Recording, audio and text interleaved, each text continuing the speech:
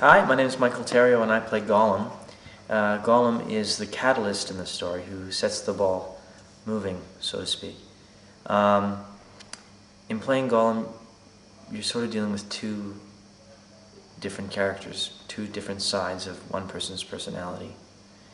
And the best way that I think about that is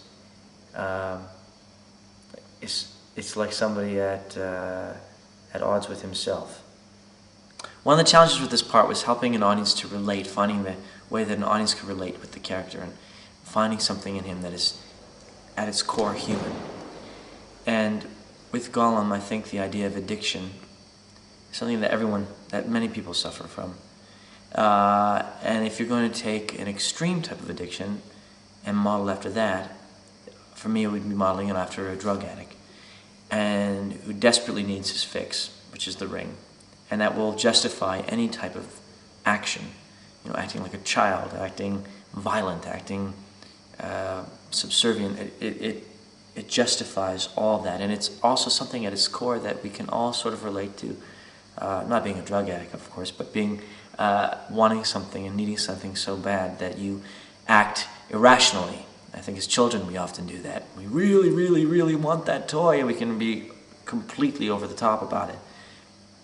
It's still justifiable.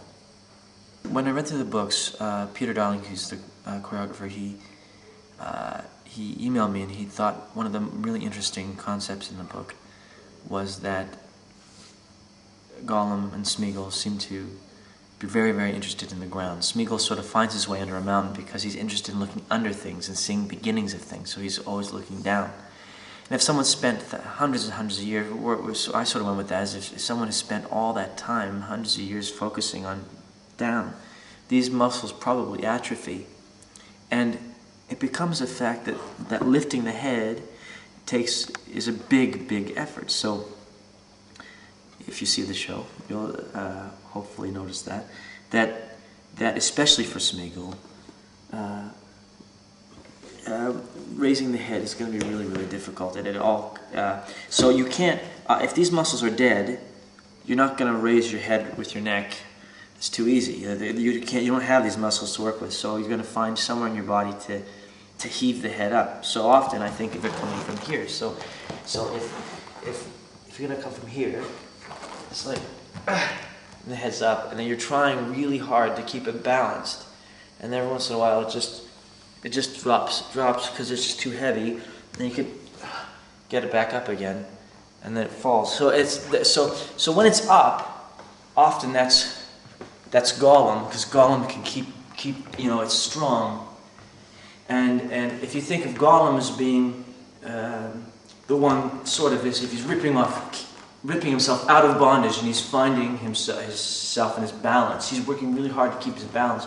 But Smeagol is sort of like the crippled one, the bound one, and it will eventually rotate into like a really bound shape, and then it takes a lot of effort to go from this to that. Also, like the idea that he's much more happy moving on the ground, that being straight up is a lot of effort, and there's hints within the show where he gets memories, and Frodo helps him, of what it was like to stand like a hobbit and be a hobbit. So he's never really straight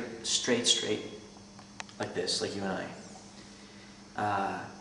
And I think in his imagination, being back to that former self is what is free. Free is a really big thing in this story. What is it to be free? What is it to be free? Everybody wants to be free of something. And for Gollum, not only be free of the pain that the ring puts upon him, but also to be the person he started out as, which is, in my imagination, like you and I.